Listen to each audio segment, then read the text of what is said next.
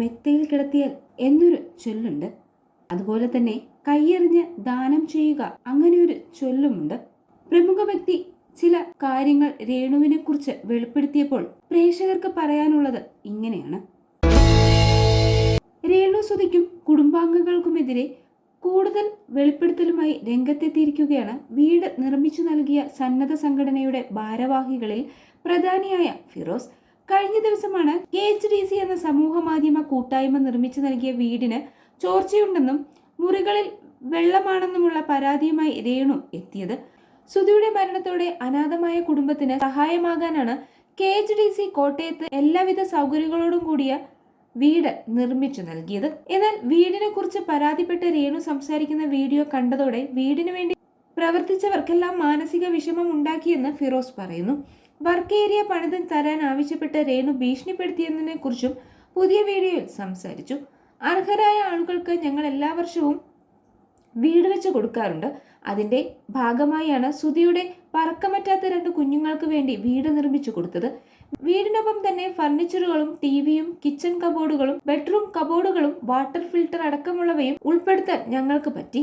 ഇങ്ങനെ ഒരുപാട് കാര്യങ്ങൾ ആ വീടിന് വേണ്ടി ചെയ്തു കൊടുക്കാൻ കഴിഞ്ഞതിൽ ഞങ്ങൾക്ക് ഒരുപാട് സന്തോഷമുണ്ട്. ഇതിനെല്ലാമായി ഒരുപാട് പേർ ഞങ്ങളോട് സഹകരിച്ചു. ഞാൻ നല്ലൊരു എമൗണ്ട് ആ വീടിന് വേണ്ടി സംഭാവന ചെയ്തിട്ടുണ്ട്. എനിക്ക് ബിസിനസ്സിൽ നിന്നും കിട്ടിയ ലാഭമാണ് ഞാൻ നൽകിയത്. ആ വീടിന് വേണ്ടി സഹകരിച്ചവർക്കെല്ലാം വിഷമമുണ്ടാകുന്ന തരത്തിലെ വീഡിയോ ആയിരുന്നു കഴിഞ്ഞ ദിവസം പുറത്തു വന്നത്.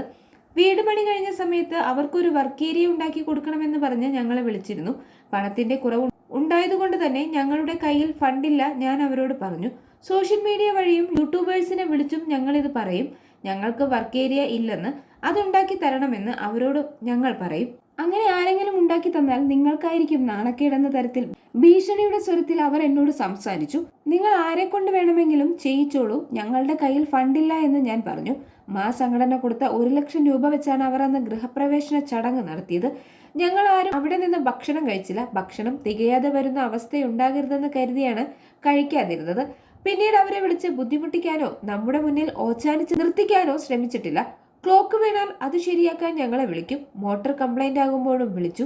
ഫ്യൂസ് കത്തിപ്പോയാലും ബൾബ് പോയാലും ഞങ്ങളെയാണ് അത് ശരിയാക്കാൻ വിളിക്കുന്നത്. വീട് നിങ്ങൾക്ക് ഞങ്ങൾ വച്ചു തന്നു. അതിന്റെ മെയിൻ്റെനൻസ് കൂടി ഏറ്റെടുക്കുക എന്നത് ബുദ്ധിമുട്ടാണെന്ന് ഞാൻ അവരോട് അവസാനം പറഞ്ഞു. പക്ഷേ ഇങ്ങനെ ഒരു വീഡിയോ ഇട്ട് അവർ ഞങ്ങളെ മോശക്കാരാക്കുമെന്ന് പ്രതീക്ഷിച്ചില്ല എന്നും ഫിറോസ് പറഞ്ഞു. ഇതോടെ വൃദ്ധർക്ക് വീട് നിർമ്മിച്ച് നൽകുന്നത് അവസാനിപ്പിക്കുകയാണെന്നും ഫിറോസ് പറഞ്ഞു. സുധിയുടെ ഭാര്യയ്ക്കും അമ്മയ്ക്കും 2 മക്കൾക്കും താമസിക്കാൻ വേണ്ടിയാണ് ഞങ്ങൾ വീട് പണിത് കൊടുത്തത്. അവർ തന്നെ അവിടെ താമസിച്ചാൽ ഞങ്ങൾക്ക് സന്തോഷമാകുമെന്നും ഫിറോസ് പറഞ്ഞു. സുധിയുടെ കുടുംബത്തിന് പണിത വീട്ടിൽ രേണുവിന്റെ ബന്ധുക്കളാണിപ്പോൾ താമസിക്കുന്നത്. എന്നാൽ ഫിറോസ് ഇക്കാര്യങ്ങൾ വെളിപ്പെടുത്തിയതോടെ കൈയെറിഞ്ഞ് ദാനം ചെയ്യുക അങ്ങനെ ഒരു ചൊല്ല് മലയാളത്തിലുണ്ട്. ആരെങ്കിലും സിമ്പതി പറഞ്ഞാൽ ഉടൻ അവർക്കെല്ലാവരും സഹായം ചെയ്യുക.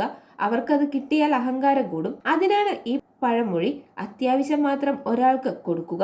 അട്ടയെ പിടിച്ച് മെത്തയിൽ കിടത്തിയാൽ എന്ന ചൊല്ല് പോലെ കഷ്ടം തന്നെ. പ്രിയപ്പെട്ട ഫിറോസ്, നിങ്ങൾ പറഞ്ഞ അവസാനത്തെ വാക്കുകൾ വേദന ഉണ്ടാക്കുന്നു. വർഷാവർഷം നിങ്ങളുടെ കൂട്ടായ്മ നിർമ്മിച്ചു നൽകുന്ന വീട് ഇനി ചെയ്യുന്നില്ല എന്നത് ഏതെങ്കിലും നല്ലവരായ പാവങ്ങൾക്ക് വീട് നൽകാൻ കഴിയുന്നത് പുണ്യമാണ്. ഇനിയും തുടരുമെന്ന് പ്രതീക്ഷിക്കുന്നു. ഇവൾക്കൊന്നും ഈ വീട് വച്ചു കൊടുക്കണ്ടായിരുന്നു. അഹങ്കാരം കുറച്ചൊന്നുമല്ല. ഇവൾക്ക് ഈ വീട് അർഹിക്കുന്നില്ല എന്ന തരത്തിൽ രേണുവിനെ കുറ്റപ്പെടുത്തി നിരവധി കമന്റുകളാണ് ഫിറോസിന്റെ വീഡിയോയ്ക്ക് താഴെ വന്നുകൊണ്ടിരിക്കുന്നത്.